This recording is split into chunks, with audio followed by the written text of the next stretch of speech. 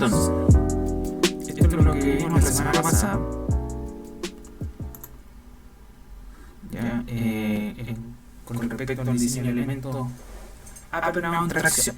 Eso es lo primero que vamos a ver. Y después de que terminemos el tópico de diseño apernado, vamos a ver el tópico de diseño soldado. Pero esto es para que tengan una idea general de cuándo se ocupa uno y otro y cómo se verifica el uno y el otro. Ya, no son tan distintos, pero hay unas consideraciones especiales. Entonces, tenemos la resistencia disponible en ASD y el RFD. Dentro de todo esto análisis que se deben hacer, tenemos que verificar 5 estados límites, ya que es la fluencia en tracción en el área bruta, fluencia en tracción en el área neta efectiva, la fluencia de fractura en el corte y fractura en tracción o bloque de corte, resistencia a los pernos y el aplastamiento de perforaciones de perno. Lo que voy a hacer yo en el curso, voy a limitar el tema de controlar los 5 estados, sino que vamos a controlar 3 estados básicamente que son el 1, el 2 y el 4. ¿Ya? Tanto el 3 como el 5 es netamente algo demasiado específico que quizás no es un tema que requieran ustedes saber, o sea, lo van a saber, pero de aplicarlo es una consideración adicional que quizás no va con el aporte que yo creo que ustedes puedan saber del curso, ya que es una verificación por parte de ustedes más o menos rápida que se puede hacer fácilmente. Entonces, dentro de todo el estado límite, nos vamos a enfocar en la fluencia en tracción en el área bruta, fractura en tracción en el área neta y la resistencia a los pernos. ¿Ya? Vamos a tocar la fluencia o fractura en el bloque de corte y el aplastamiento, pero va a ser netamente informativo. Ya, esto para que lo sepan. Estoy como acotando los tópicos para que pueda ser más limitado la información. Ya, y les quede más claro. Entonces, dentro de estos dos estados disponibles, tenemos la fluencia de tracción en el área bruta, ya que es justamente cuando fluye el elemento, ya. Y después tenemos la fractura en tracción, que acá también lo voy a acotar para no ser tan largo el tópico, que nos vamos a fijar solamente en el miembro y en la placa conectora. ¿Qué quiere decir? Que va a ser el elemento cuando está pernado, o si el elemento está tomado de alguna placa, vamos a verificar esa placa, pero no el buset, que es donde llega o toma la fuerza en la llegada de los elementos. Por ejemplo, una viga y una columna, como sale acá, no nos vamos a enfocar tanto en el buset. El buset es parte más del área del diseño de conexiones. Entonces, lo que yo quiero abarcar en este tópico es justamente cómo verificar el elemento, ¿ya? No tanto la unión. Si bien es importante para el elemento en tracción verificar una unión, para que les quede claro cómo se verifica, prefiero que nos enfoquemos en el elemento, y si es que el elemento tiene alguna placa conectora, lo verificamos, pero el buset, que es donde llega la conexión del elemento a la estructura propiamente tal, lo vamos a saber, pero no lo vamos a calcular como lo hicimos la semana pasada, porque si no se nos alarga mucho el curso. Estoy tratando de ser lo más efectivo posible para que ustedes puedan tener el conocimiento preciso de lo que se requiere. ¿Ya? Esto va a ser más informativo en el tema del bloque de corte. Ya hay una fluencia de corte y fractura en tracción que hay que verificar netamente cómo está la disposición del elemento frente a las uniones que tiene o los pernos. Después tenemos la resistencia a los pernos, que este tópico es súper importante y no es difícil de verificar. Cuando lo veamos ustedes se van a dar cuenta que es algo relativamente sencillo. Y el aplanamiento de la perforación de los pernos también lo vamos a tocar, pero más informativo, más que como cálculo. Entonces, del primer estado de límite, que es la fluencia en tracción, en el área bruta, tenemos la resistencia requerida, ¿ya? Y acá ya tenemos el primer factor omega, que para el diseño de ASD, 1.67, y después tenemos la resistencia requerida para las combinaciones mayores en el RFD, y tenemos el factor de ignoración del análisis en el RFD, que es 0.9. Vamos a ver un ejemplo para que ustedes lo puedan ver claramente terminando este tópico. Y nos vamos a enfocar, aquí yo les estoy marcando con rojo lo que vamos a enfocarnos, que son los miembros y las placas conectoras. Los USET los vamos a ver porque, como les dije anteriormente, algo netamente del tópico de conexiones.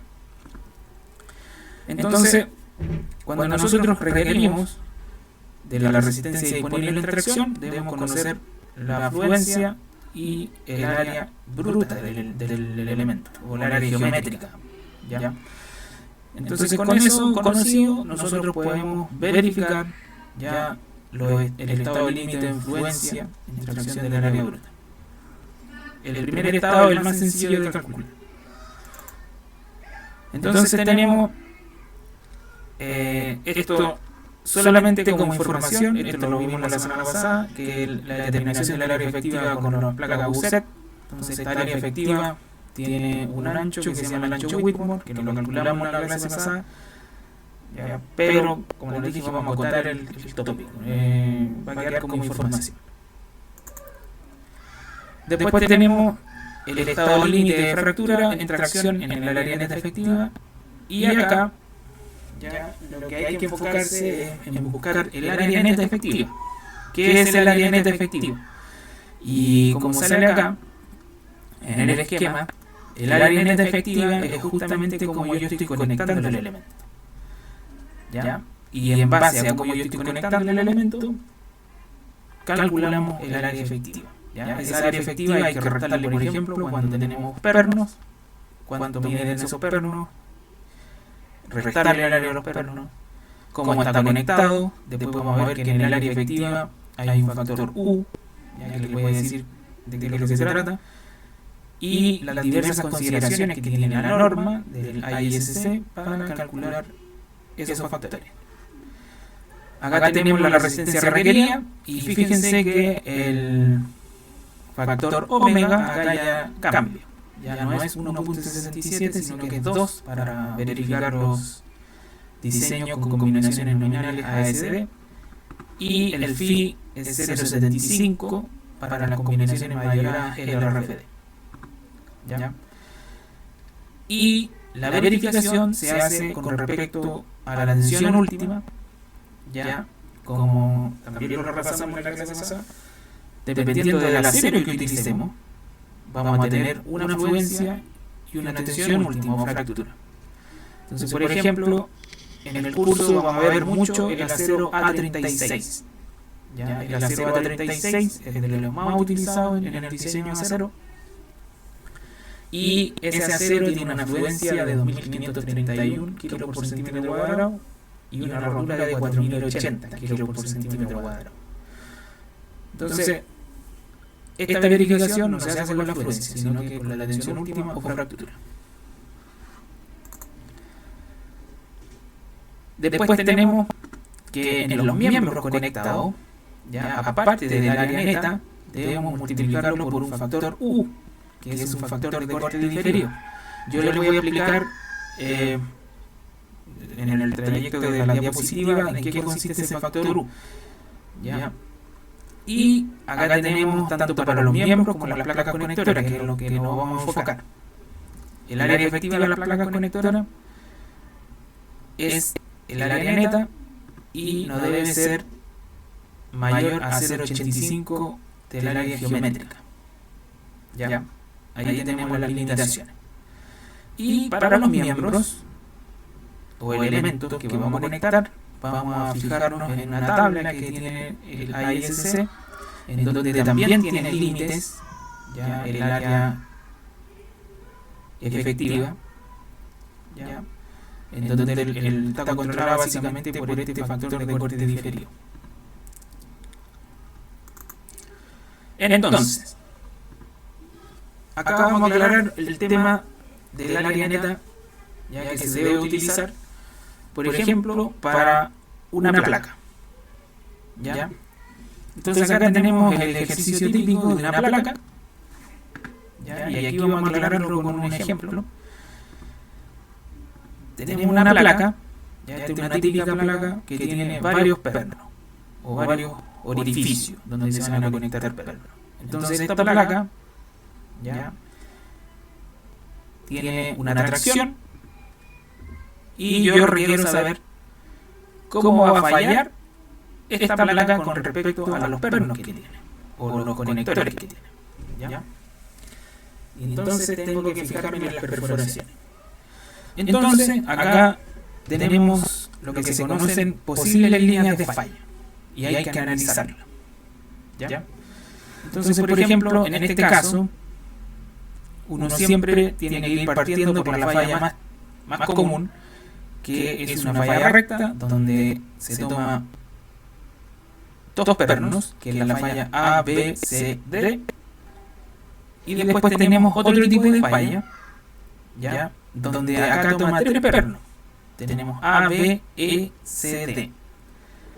Entonces, con respecto a esos dos tipos de falla, nosotros debemos saber cuál es el que controla con una menor área neta, ¿ya? Porque si tenemos menor área neta, esa es la falla que va a controlar justamente el estado límite de fractura, ¿ya? ¿Cómo se hace esto? Entonces, por ejemplo, tenemos la placa, tenemos la tracción, ¿ya? Y tenemos los orificios. El área neta es justamente el área total menos el área de los orificios. La semana pasada yo les voy a mandar esta diapositiva corregida porque yo le había dicho que era un 16avo de pulgada, pero es un octavo, ¿ya? El diámetro adicional. O sea, ustedes tienen el diámetro del perno y a ese diámetro del perno tienen que sumarle un octavo pulgada, ¿ya? El 1/16, como el perno hay que expandirlo un poquito en ambos lados, es dos veces un 16avo, por lo tanto un octavo pulgada. Ese es un error que corregí y que les voy a subir la presentación de nuevo. Y también mencionarles que de la presentación que subí al portal, yo resumí lo que vamos a ver para que sea materia efectiva de lo que vamos a pasar, ¿ya? Y algunos conceptos que venían en esa presentación que subí no los vamos a ver en profundidad, ¿ya? Como les dije, esto es para ver lo que netamente se requiere del curso, ¿ya? Lo otro va a quedar como informativo, ¿ya? Entonces, toda esta área de esta placa hay que justamente restarle el diámetro de los pernos más un octavo pulgada, que es el exceso de ancho que se le da al perno para que no tenga problemas de instalación. Ya, esto es justamente por un tema ya de operativo. En todos los proyectos ustedes van a ver que el diámetro del perno hay que agregarle un octavo pulgada, que son como 3 milímetros, una cosa así. ¿Ya? Ahora vamos a ver un ejemplo, ya para que les quede claro. Voy a explicar de qué se trata. Entonces acá tenemos una placa típica que está en tracción. Esto puede ser un arrastramiento, ¿ya? Y esta placa tiene la siguiente medida. Ya, yo lo voy a ir anotando acá. Ya, tenemos, esas son las medidas, ya, entre pernos y al borde del perno, ¿ya? Y después tenemos la distancia entre pernos en el otro sentido. Tenemos la placa, sabemos cuánto mide, si nosotros hacemos un corte a esta placa para verla transversalmente, queda de esta forma. ¿Ya?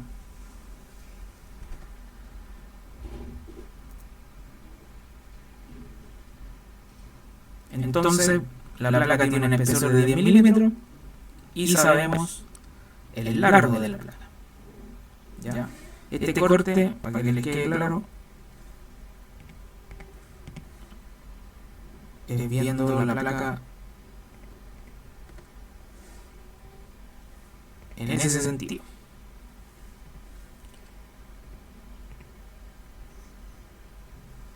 ¿Ya? Ese es el corte que estamos analizando.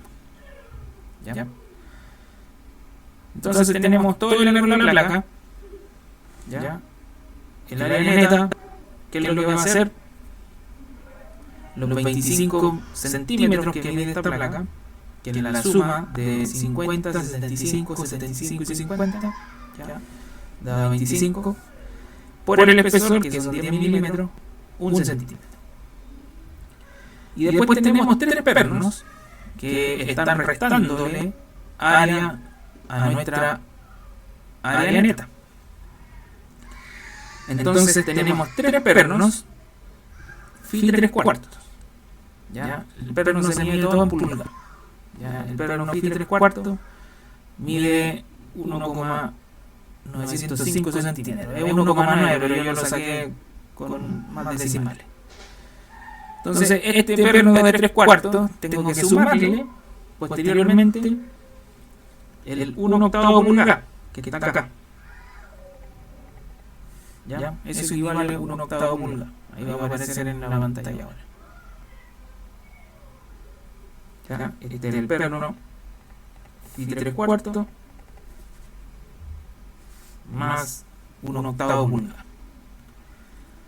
Y como son tres pernos en línea, yo lo multiplico por 3. ¿Ya? Y eso lo multiplico por el espesor, que vendría siendo T sub P de la punta. ¿Ya? Este es T sub P. Y tenemos, por lo tanto, el área de los orificios. ¿Ya? Entonces, básicamente, restar una recta bastante sencilla y obtenemos el área neta. ¿Ya? De 25 centímetros pasamos a 18,3 centímetros cuadrados. ¿Ya? Entonces, por eso la definición de área neta es tan importante conocerla. ¿Ya? Y ese es el ejemplo. Así de sencillo. Ahora vamos a conocer otras consideraciones.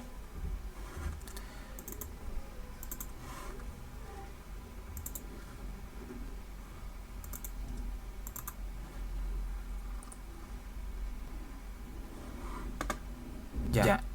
Bueno, les cuento también que yo estoy grabando mi pantalla, aparte de lo que graba el ¿cómo se llama? El Blackboard.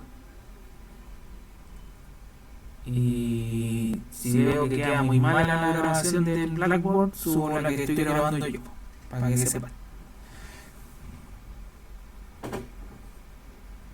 Pero hasta ahí se entendió, ¿o no?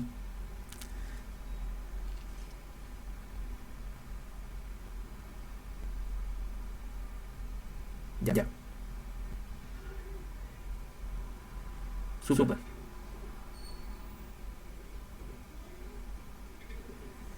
Ya. Vamos entonces. Seguimos. Entonces después el área neta ya tiene otras consideraciones. Por ejemplo, ¿qué pasa cuando yo analizo las posibles líneas de falla? ¿Cómo las considero? Entonces, acá viene la determinación del área neta con la aplicación de otras consideraciones. ¿Ya? Estas consideraciones son las siguientes. ¿Ya? Nos vamos a enfocar en la determinación del área neta para miembros o placas conectores. Entonces tenemos el área geométrica, el área bruta, menos la sumatoria de los orificios, ¿ya? O el área de los orificios de los pernos, Y acá aparece esta sumatoria que se conoce como S cuadrado partido 4G por T sub P. Esto es lo que se conoce o lo que calcula es el área de los tramos diagonales. Ahora, esto no es una consideración geométrica así como Pitágoras, que es directa, ¿no? Sino que acá esta formulación se consideró en su momento que considera tanto esfuerzos de corte como tracción. Entonces no es una distancia, por así decirlo, pitagórica, ¿ya? Que calculamos una hipotenusa, sino que tiene considerado interiormente qué pasa con los estados de corte y tracción, ¿ya? No es solamente corte cuando el esfuerzo es en diagonal, no es solamente tracción, hay corte involucrado. Entonces esa formulación, esta fórmula se hizo a principios de 1900 y ha regido así hasta el momento porque ha tenido un resultado práctico favorable. Muchas veces se ha querido como cambiar esta formulación, pero las nuevas fórmulas son más complejas y no son tan efectivas, entonces se ha dejado la misma.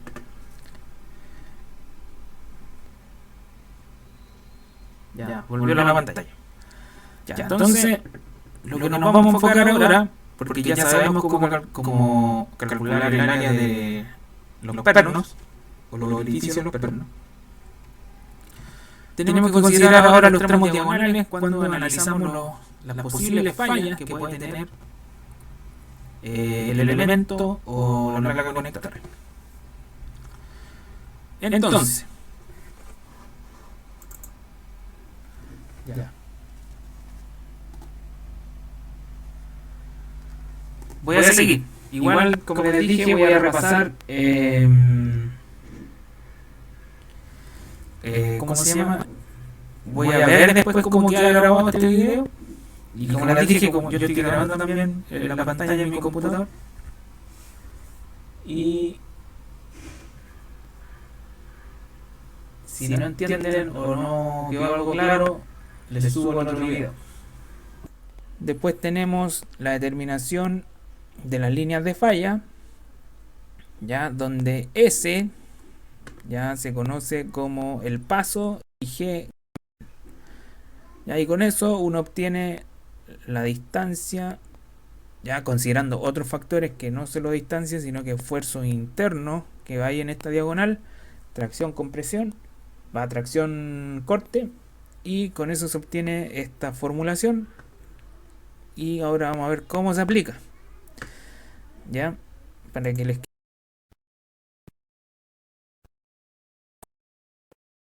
el paso y el cómo esté conectado el elemento o de cuántos elementos tiene la placa o el elemento.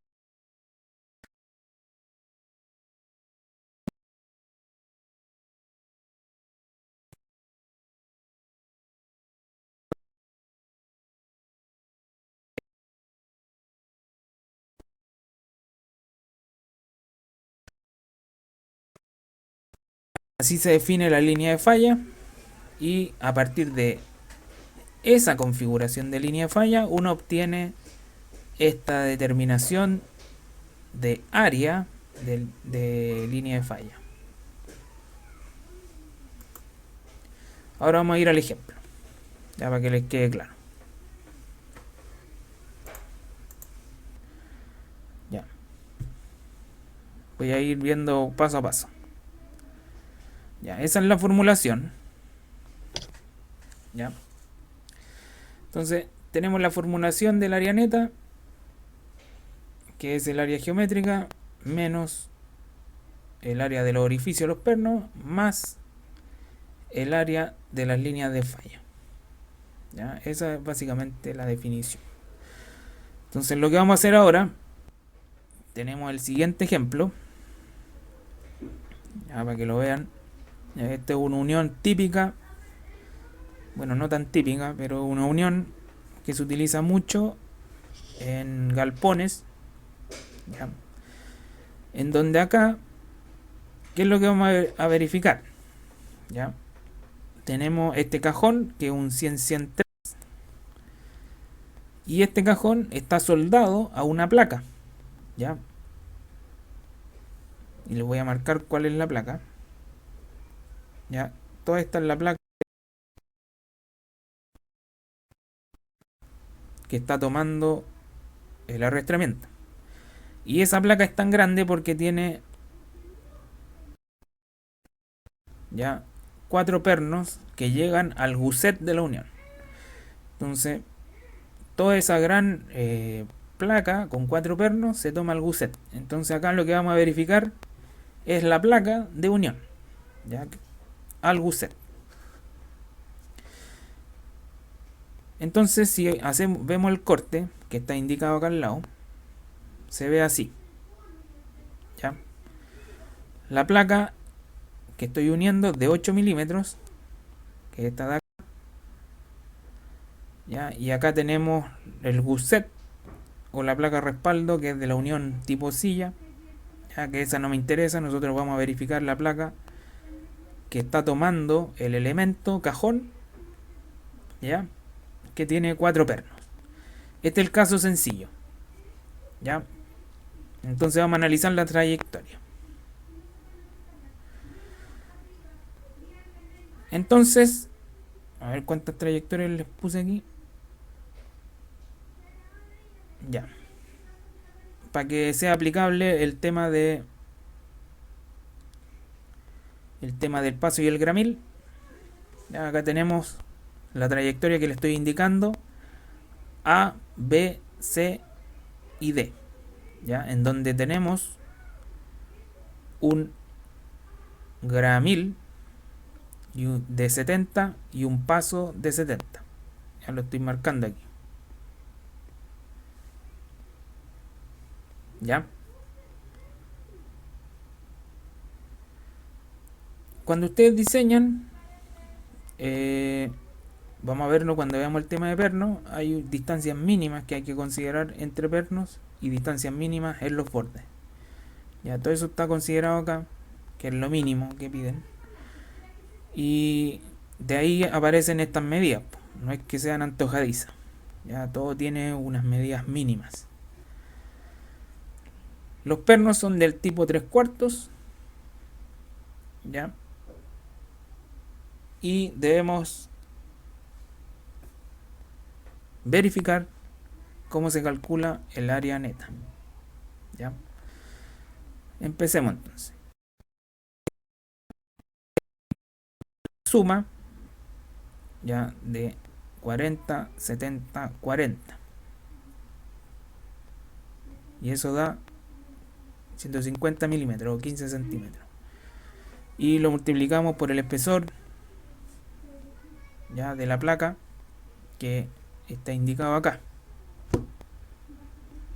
Ahí. Ese espesor, ya conocido, el largo de la placa conocido, tenemos el área, 12 centímetros cuadrados. Entonces esa es el área geométrica de la placa de unión, ¿ya? Posteriormente debemos sacar el área de los pernos, ¿ya? ¿Cómo se calcula el área de los pernos? Ya lo vimos. Los pernos están pasando por la línea de falla, 2 pernos. Entonces tenemos 2 pernos, phi 3/4 más 1/8 pulgada. Y eso multiplicado por T sub P, que es el espesor de la placa, 0,8 centímetros o 8 milímetros. Y nos da un área de 3.556 centímetros cuadrados. Luego debemos calcular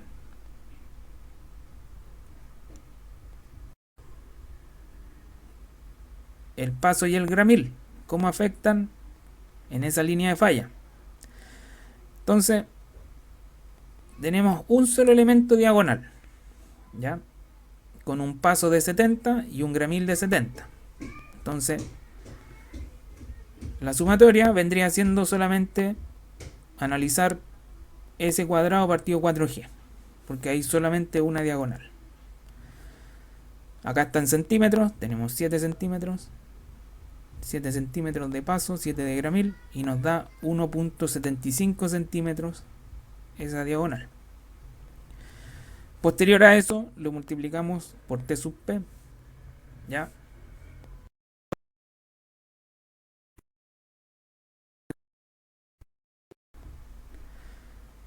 Entonces, por último,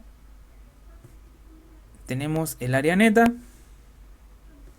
que eran los 12 centímetros cuadrados que habíamos calculado del área geométrica. Le restamos los orificios y le sumamos el aporte de el paso con el gramil. Y eso nos da un área neta de 9.844 centímetros cuadrados. Y eso es todo. Es así de fácil. ¿Ya? Ahora, queda la pregunta de cajón. ¿Con cuál trayectoria se obtiene una menor área neta? Ya, porque aquí yo me fui por una línea de falla, pero quizás pueda ser peor, o sea, obtengo una menor área neta. ¿Cuál creen ustedes que sería? Si vemos el dibujo de acá, le voy a hacer el zoom. La que tome menos orificios. Ya, esa es una alternativa, pero en este caso, como eso puede pasar cuando tenemos más de tres, cuando tenemos más líneas de pernos y tenemos pernos intermedios. En este caso, vamos a tomar los mismos orificios independientes de la línea de falla. Entonces, por ejemplo, si yo analizo esta línea de falla, ya la voy a marcar con celeste, ¿ya? Y le voy a poner nombre. E D C, no, a ver, me estoy ahí, EF. EFCD. ¿Se ve ahí la línea de falla o no? Sí. Ya. Si yo analizo esa línea de falla EFCD, mi análisis sería el área geométrica de la placa, que sería 15 por 0,8, 12 centímetros cuadrados, menos el área de los orificios, que serían 3.556. Por lo tanto, 12 menos 3.556 me da 8.44. Esa es el área neta de esa línea de falla. ¿Ya? Entonces, si evaluamos, aquí lo voy a anotar abajito, yo les voy a subir este apunte.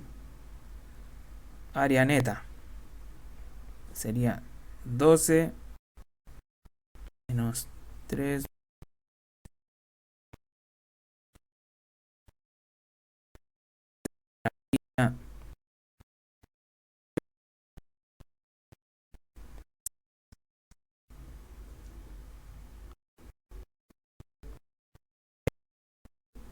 serían 8 centímetros. ¿Cuál es menor?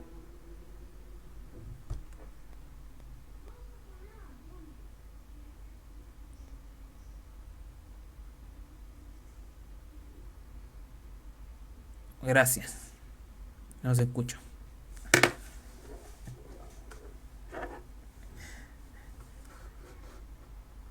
Ya, la menor vendría siendo entonces la línea de falla recta que pasa por entre los dos pernos. ¿Ya? Entonces, ¿qué conclusión podemos sacar de esto? Que ante dos líneas de pernos, ¿ya? Si no hay pernos intermedios, por ejemplo acá al medio, ya ahí, si se reduce básicamente a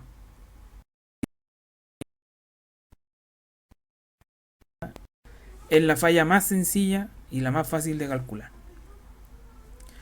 Ahora, ¿qué pasa si por cálculo no me resiste con 4 pernos? esta unión, sino que necesito 5 pernos.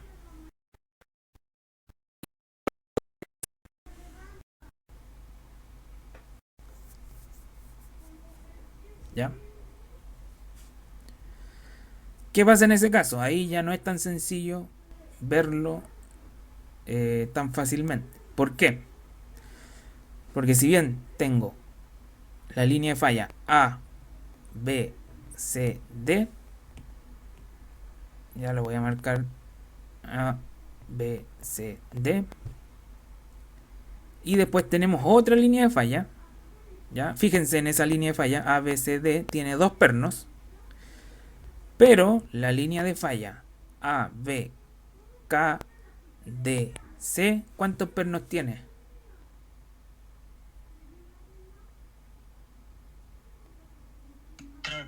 3 pernos. Entonces ahí no es tan fácil. Ahí vale la pena calcular el tema del gramil más el paso, porque no es tan fácil de analizar. Entonces, vamos a analizar esas dos trayectorias. Ya la trayectoria 1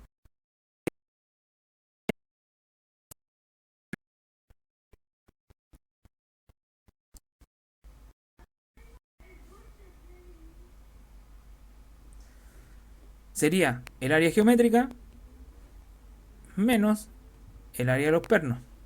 Ya, eso lo sacamos del ejercicio que vimos anteriormente, que eran 12 centímetros cuadrados menos 3.556. Fácil, ya no olvidamos. Tenemos la primera trayectoria calculada. Después vamos a la segunda trayectoria. Ya tenemos calculada el área geométrica,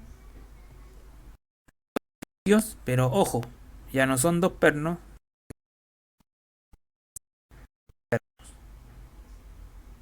¿ya? Y el análisis de la trayectoria del paso con el gramil. Acá tenemos la sumatoria, ¿ya? Tenemos 2 diagonales, ¿ya? Tenemos la diagonal 1 y 2. Entonces, en base a eso yo calculo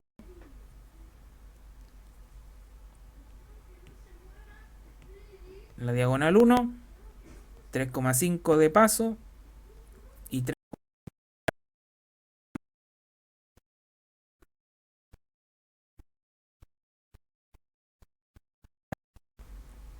paso gramil, lo calculo, S cuadrado partido 4G más la diagonal 2, diagonal 1, diagonal 2, que es la misma,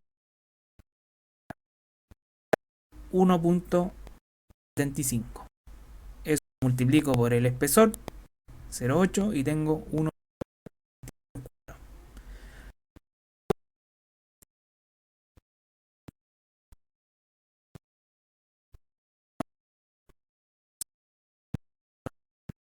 Centímetros cuadrados, que son por los pernos, 3 pernos, y el aporte de las diagonales con el paso y el gramil, 1.4 centímetros cuadrados, y me da 8.06 centímetros cuadrados.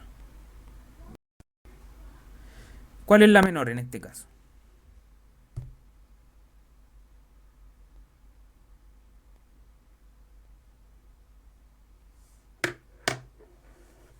El área neta menor. La de 1 a 4. No escuché bien. La que tiene diagonales, ¿o no? Sí. Ya. Entonces, ¿cuál es el aprendizaje de esto? Que cuando ustedes tienen pernos intermedios, ya como en este caso, ya, cuando hay pernos intermedios, que cuando se requiere mayor capacidad de corte de pernos, cuando veamos el análisis de pernos, cuando requerimos de mayor capacidad de corte de pernos y tenemos pernos intermedios, ahí justamente hay que analizar las trayectorias, ¿ya? Porque no es tan fácil de ver, ¿ya? Porque de las dos trayectorias, ya que la más simple es la recta, estamos restando solamente 2 orificios, pero en cambio en la trayectoria 2 tenemos 3 orificios. Si bien la trayectoria diagonal suman al aporte del área neta, no quiere decir eso que siempre va a ser la mayor área, ¿ya? Sino que hay que analizarla, ¿ya? Ojo ahí. Entonces, si tenemos este caso, fácil, porque la línea recta versus la línea diagonal tienen la misma cantidad de pernos y obviamente restarle los orificios va a ser la más desfavorable. Pero esos pernos intermedios no es tan fácil de ver, ya hay que analizarlo caso a caso. Puede ser que la trayectoria recta funcione o sea la menor, o puede ser que la trayectoria en diagonal sea la menor, ¿ya? Ojo ahí. ¿Les queda claro, no? Ya, porque no voy a repetir esta cuestión.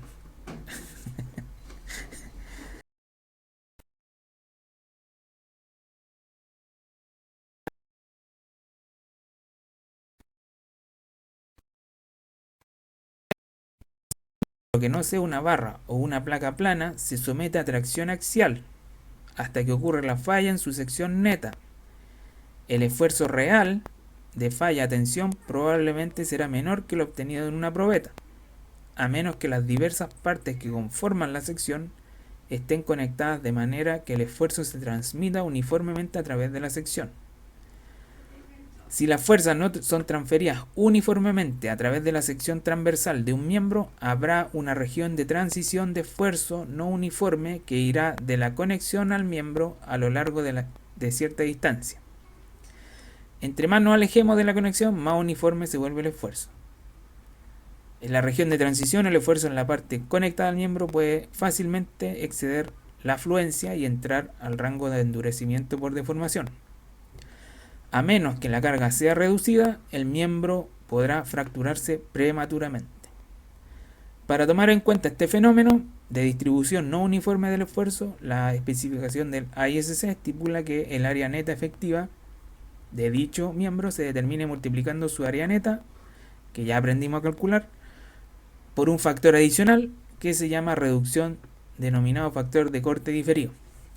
Entonces, ¿qué quiere decir esto? Que en muchos casos, voy a traducir más o menos lo que quiere decir esta definición. En muchos casos, cuando tenemos elementos conectados, tanto elementos soldados como apernados, no quiere decir que la fuerza sea transmitida uniformemente, ¿ya? ¿Por qué? Porque va a depender mucho de cómo esté conectado. Por ejemplo, una canal o un perfil L, ya, si yo lo aperno o lo soldo solamente de un ala, no quiere decir que toda la fuerza va a viajar por la sección L de esa sección L, ¿ya? Sino que van a haber esfuerzos adicionales porque se producen excentricidades, ¿ya? Excentricidades que son mínimas, pero dificultan que todo el esfuerzo sea llevado a través de la sección transversal total. Entonces se produce justamente un endurecimiento de tensiones que es menor al área bruta, por así decirlo, del elemento L. Y al haber este endurecimiento puede que falle antes de alcanzar la fluencia del acero. Entonces por eso el ISC, aparte de todo lo que ya hemos restado al elemento por área neta, por el efecto del área neta, nos dice aplíquele un factor de corte diferido, que es para asegurarme de que la falla no ocurra justamente en la unión que estoy yo utilizando, ¿ya? Eso en español. Entonces tenemos la tabla 3.1 del código ISC, ¿ya? En donde aquí vienen todos los casos, bueno, no todos, pero la gran mayoría de los casos donde se debe aplicar el corte diferido. Vamos a analizarnos uno por uno rápidamente y los vamos a ver con un ejemplo, ¿ya? Entonces, tenemos el caso cuando U vale 1, tenemos todos los miembros en tracción donde la carga es transmitida directamente a cada uno de los elementos de la sección por conectores o soldadura. Ya, este es el caso que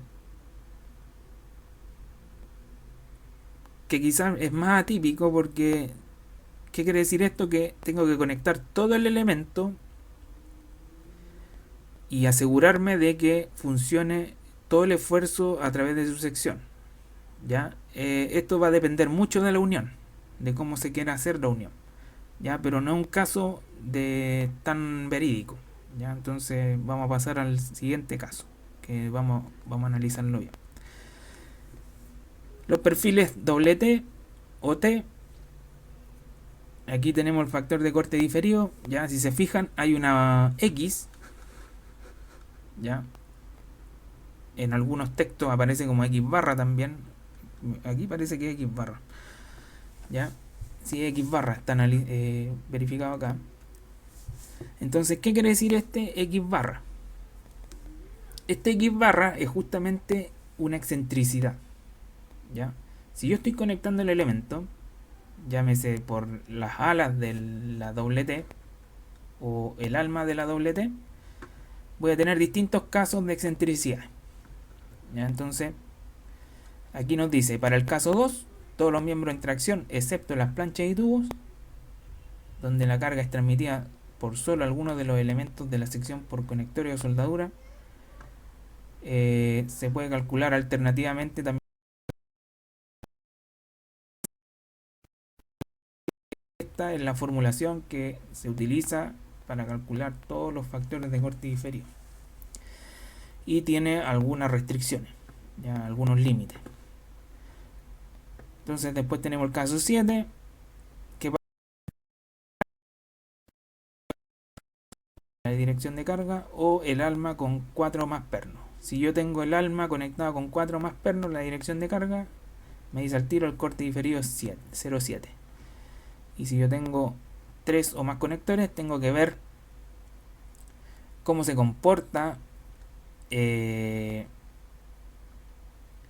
ancho del ala con respecto a esta altura, ya la altura D. Ahora, todo eso es pura práctica, ya para los diseñadores que hacen uniones específicamente, pero afecta justamente también al elemento, porque la tracción afecta mucho con cómo estoy conectando el elemento, ¿ya? Para perfiles L, ya tenemos la misma formulación que para los T y tenemos algunos casos adicionales, ¿ya? Si son ángulos simples y tenemos 4 más pernos por línea de dirección de carga, el U vale 0,8. Si yo tengo 2 o 3 pernos en la dirección de carga para una L, el U vale 0,6. Este X, para que se hagan una idea, en los hay algunos con la práctica se han ido, algunos catálogos vienen con estos tipos de excentricidad, ya, si no hay que calcularlo. ¿Cómo se calcula?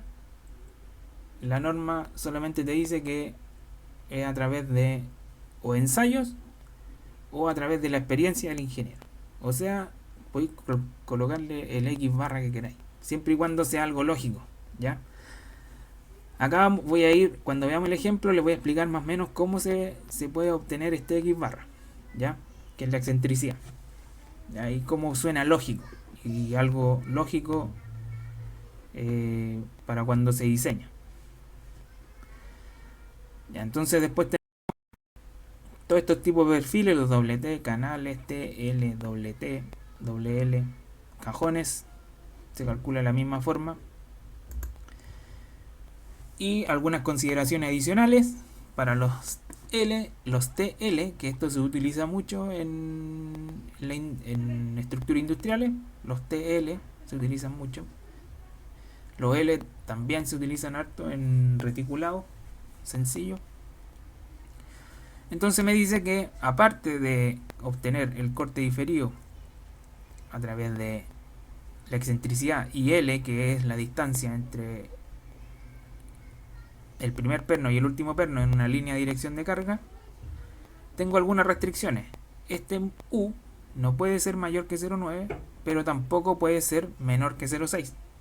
¿Ya? El peor de los casos es 0,6.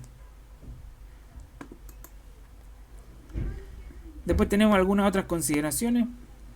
Ya para otros tipos de perfiles hay que ir analizando caso a caso, pero vamos a ver que los más recurrentes son acá, mejor graficado, cuando tenemos ahí la línea de tracción, ¿ya? Y tenemos, por ejemplo, pernos en esa dirección de análisis.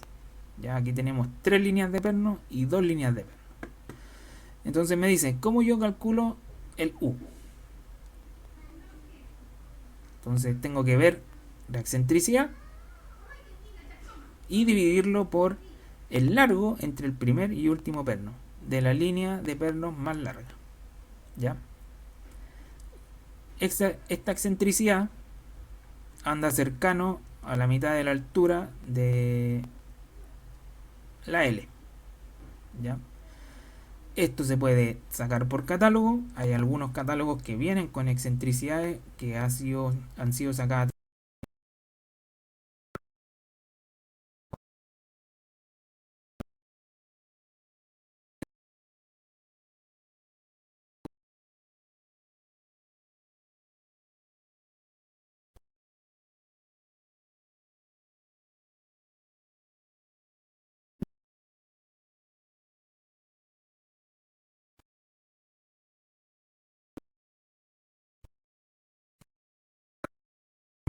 A 0,6 que a 0,9. ¿Ya? El límite es mínimo 0,6 y el máximo 0,9. ¿Ya? Algunos derechamente dicen, ¿sabéis que yo le aplico 0,6 y me olvido? También es factible, pero es más conservador. Ya acá tenemos más casos de análisis. Ya que esto es netamente más informativo para que ustedes conozcan y vean cómo obtienen estas excentricidades y cómo se analizan cada uno de los casos de elementos en tracción. Ya este es como el resumen para los L, ya, dependiendo de cómo yo estoy analizando el perfil L, es como yo obtengo justamente, les decía, el X barra, ya, y justamente acá ya está resumido que debe ser entre 0,6 y 0,9 el valor del factor de corte diferido. Este para las canales, doble T en el alma, conectada en el alma, doble T conectada en las alas. Y ahora vamos a ver un ejemplo. Y vamos a ver todo el resumen de los dos estados límites que hemos visto hasta acá. Ya, así que pongan atención. Primero, vamos a hacer el resumen general. Los dos estados límites que hemos visto hasta el momento. El primero, estado límite de fluencia en tracción en el área bruta, donde, como les decía, la capacidad en tracción está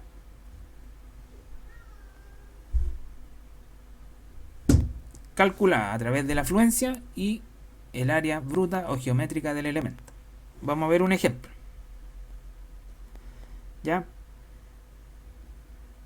¿Están viendo ahí? Ya, este es de un proyecto. Ya acá tenemos una TL, ya que son dos L's conectadas. Entonces esta TL, voy acá a aclararle, acá tiene un corte y este corte se ve acá. Entonces, ¿qué vemos acá? Tenemos las dos L, una L,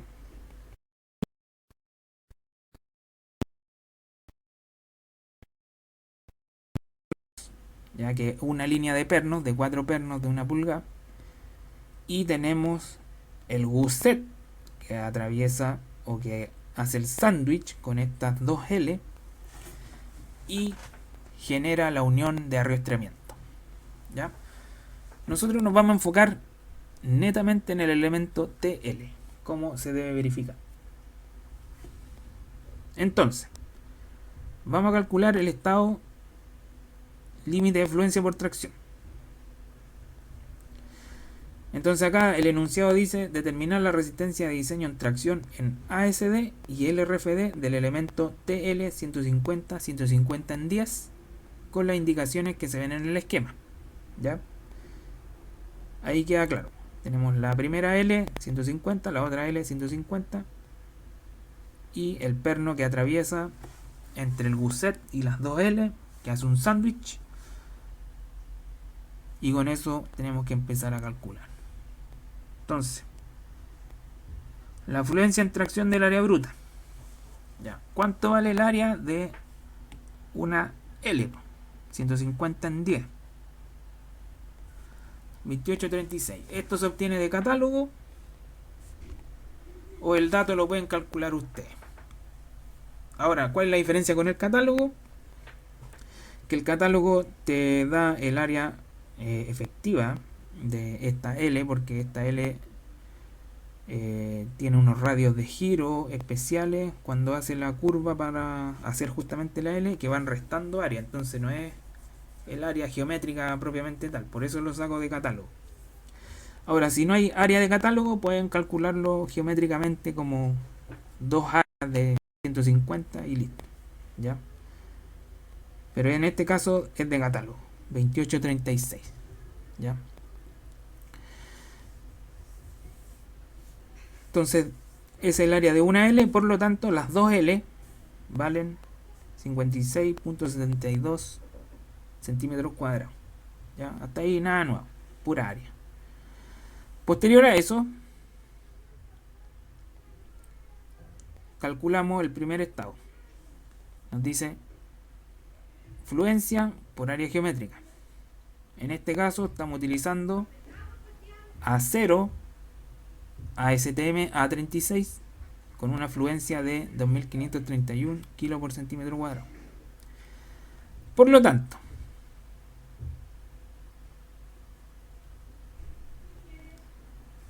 tenemos la capacidad en tracción sin aplicar ningún tipo de factor ASD ni LRFD de 2531 por 52 y tenemos 143.558 kilos o 143,6 toneladas fuerza. ¿Ya? Para ASD, ¿ya? La capacidad en tracción vendría siendo Rn dividido por omega. ¿Ya? Este omega para el estado límite de fluencia es 1.67. ¿Ya? Eso está en el apunte. Por lo tanto, los 143,6 lo divido 1.67 y tenemos 85.99. ¿Ya? Entonces, si yo calculo este elemento para el caso de tensión admisible, el límite de diseño para el estado de fluencia vendría siendo 85.99 toneladas. Para LRFD es phi, ojo ahí, por Rn, y el phi para este estado es 0,9 y me da 129.24 toneladas fuerza. Y aquí les puse un recordatorio: el omega y el phi son factores de corrección para resistencias nominales. Ya, ver apunte. Para la fluencia 1.67 el omega y el phi 0,9. ¿Ya? Hasta ahí súper fácil. Después vamos al estado límite de fractura en tracción. Para el estado límite de fractura en tracción debemos analizar la línea de falla. Como les dije, acá la línea de falla es súper sencilla de analizar porque tenemos una pura línea de perno y por lo tanto la falla ABC, que es la que estoy mostrando acá, es la que va a controlar este estado. O sea, va a controlar el área neta con esa línea de falla. Si alguien diría, oh, pero profe, usted puede, ¿qué pasa con el así? Yo te digo al tiro que esa área va a ser mayor que la línea recta, por el tema de usar las diagonales. ¿Ya? Por eso la línea falla es la línea recta. Entonces, tenemos área geométrica 56,72. El área de los pernos de 1 pulgada, que es un perno de 1 pulgada, ya en cada L. Ojo ahí. Yo le estoy restando un orificio ahí y un orificio ahí. ¿Ya? Entonces a esa área total de las dos L tengo que restarle 2 pernos. Entonces, por eso acá es 2. Y el espesor,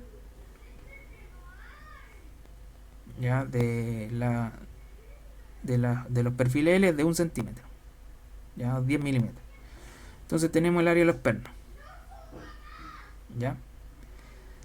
Por lo tanto, el área neta es el área total menos el área de los pernos y tenemos 51,005 centímetros cuadrados.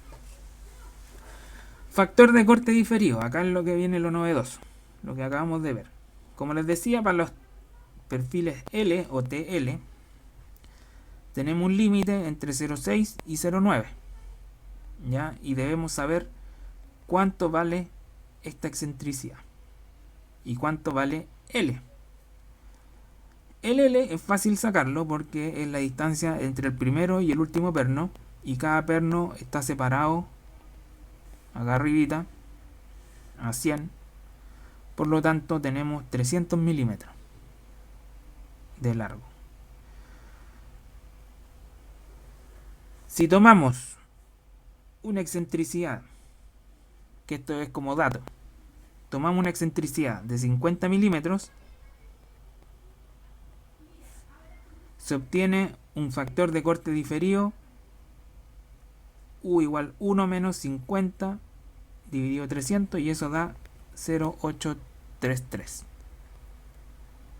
¿Ya? Entonces, el área neta por el factor U de corte diferido va a ser el área efectiva, y tenemos 0,05 por los 0,83, y eso nos da 42,5 centímetros. Por lo tanto, Rn para el estado de fractura en tracción va a ser esta formulita que está en el apunte también, lo vimos hoy día y la clase pasada. Fractura por el área efectiva con FU para un acero A36 de 4080 kilocentímetros cuadrados. Eso nos da 173,4 toneladas fuerza. Entonces, para ASD, ojo acá, el omega vale 2, ya para este estado de carga de fractura. Por lo tanto, 173 dividido 2, 86,7 toneladas para ASD. Y para LRFD, el phi vale 0,75, por lo tanto 130,05 toneladas fuerza. Resumen: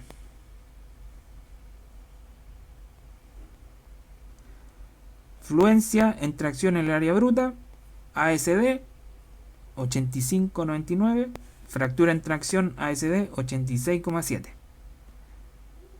LRFD fluencia 129.24, fractura 130,05.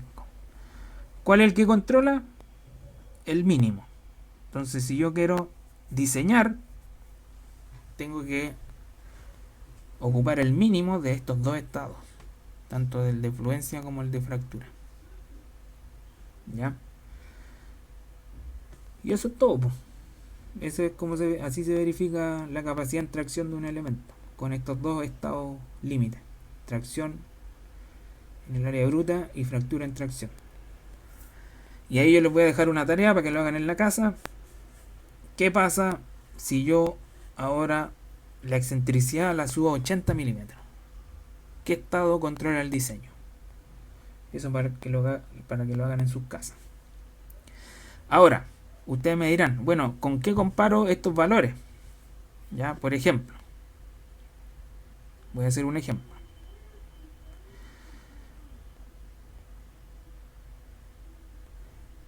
Esta tracción, supongamos que para la combinación DEAD más sismo,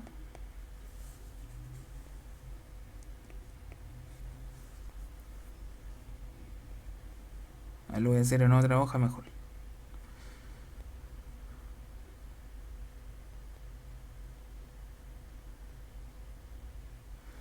Ya. ¿Cómo ocupo estos valores? Combinación de ASD y LRFD. Ya.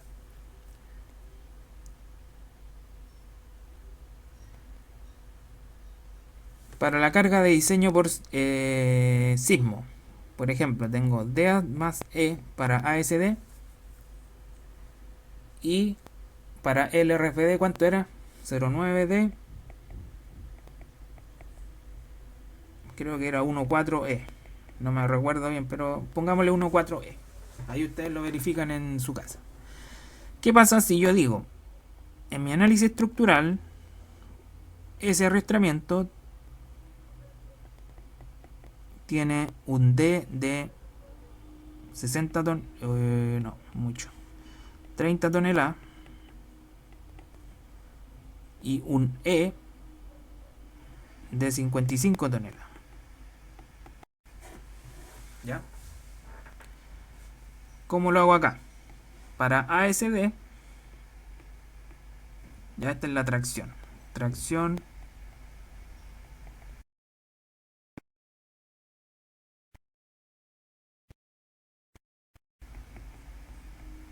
entonces, del análisis estructural que uno hace en un programa, un software o a mano, como sea, me dice todas las cargas de diseño de cargas muertas, me da una tracción de 30 toneladas en la diagonal que estoy verificando, que es la doble T 150 en 10. Y un sismo me da una tracción de 55 toneladas. Entonces, para ASD, la combinación de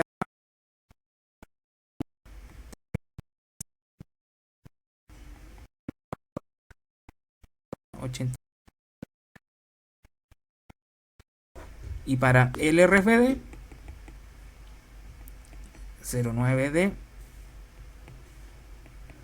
más 1,4D perdón, que es el SIP. Entonces tengo 0,9 por 30 más 1,4 por 55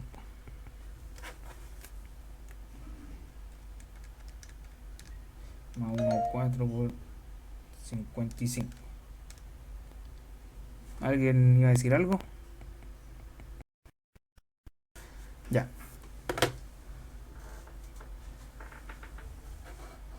¿Alguien levantó la mano?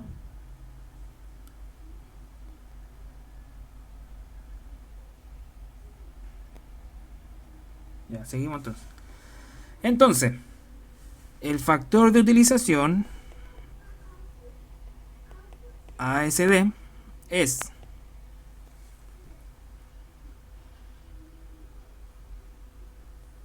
Esto le vamos a llamar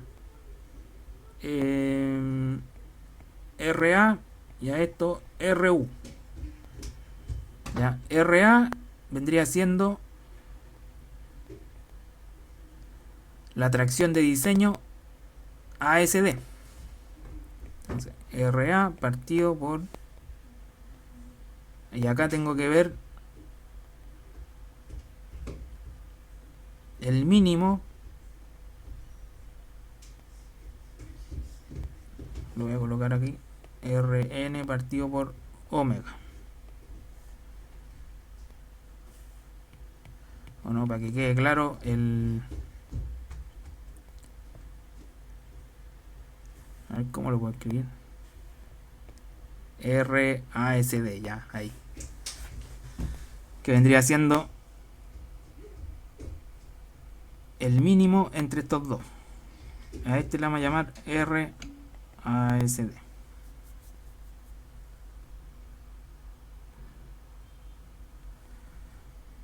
O sea, así, pues. Así se calculan las cosas, pues. Es tipo prueba, tal cual. Entonces tenemos el RA viene del diseño, lo conocemos. Lo voy a anotar todo en color azul. 85 toneladas fuerza.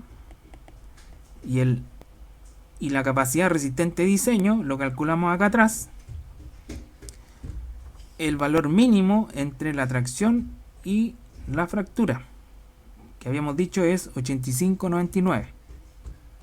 Ya el valor mínimo entre esos dos.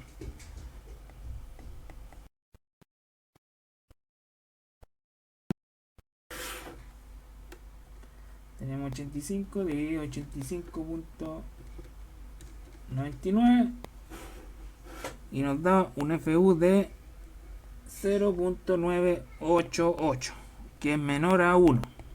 Por lo tanto, está ok. Y para el RFD lo voy a anotar en verde.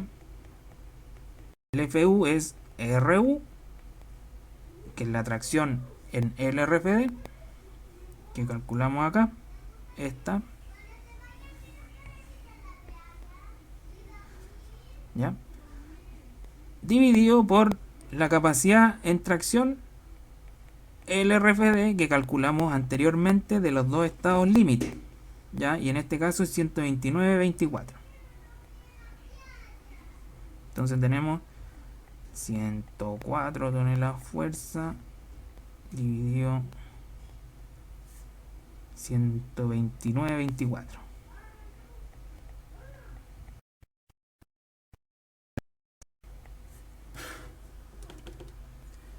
...104 dividido 129,24... 0,805... y eso es menor a...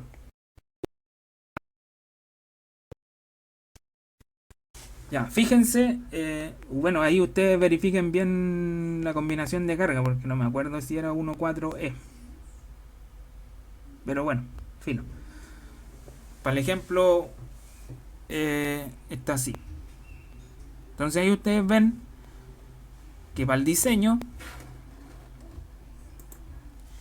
ya en ambos casos debe ser menor a 1. ¿Ya? ¿Se entiende, no?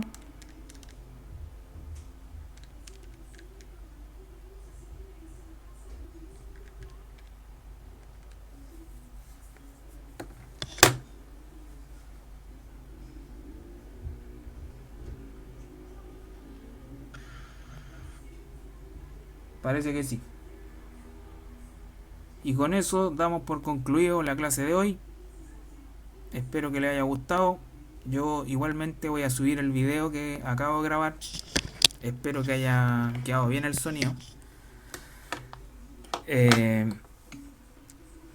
Y cualquier duda que tengan, no me escriban, no me escriban o hacen un foro y las vamos aclarando. Yo también voy a subir los ejercicios que vimos hoy para que los repasen, véanlo con calma ¿ya? Y esto es más o menos lo que se pregunta en las pruebas, no es más que eso. O sea, es ser ordenado y verificar bien cuáles son los dos estados límites que acabamos de ver hoy. El próximo viernes vamos a tratar de terminar el capítulo ya de diseño en tracción, igual es un poco largo. Vamos a ver el último estado que me interesa que aprendan a calcular, que es el tema de los pernos. Y vamos a ver el tema de los elementos soldados. Ya, ahora el tema de los elementos soldados vamos a hacer, bueno, toda la explicación que debe ser cómo son los estados límites, pero vamos a hacer una simplificación para que sea el análisis más rápido y más sencillo para usted. Ya, no con todo lo que necesita saber, por ejemplo, un ingeniero estructural, porque para ellos tienen que verificar todos los estados de carga, sino que nosotros vamos a verificar los estados límites que son importantes conocer y que sean de fácil verificación, ¿ya? Para que hagamos la comparación. ¿Es conveniente apernar o es conveniente soldar? ¿Ya? Y eso sería. Así que espero que les vaya bien. La recomendación de estos días, y que les repito en cada clase, que traten de quedarse en casa, aprovechen el tiempo, léanse un libro, vean una buena película, ya tienen tiempo para hacer varias cosas, repasen la materia, ya, y si van a salir para cosas mínimas, ya, cuídense, la salud es lo primero. Así que eso, así que nos estamos viendo en la próxima clase. Eso sería, que les vaya bien.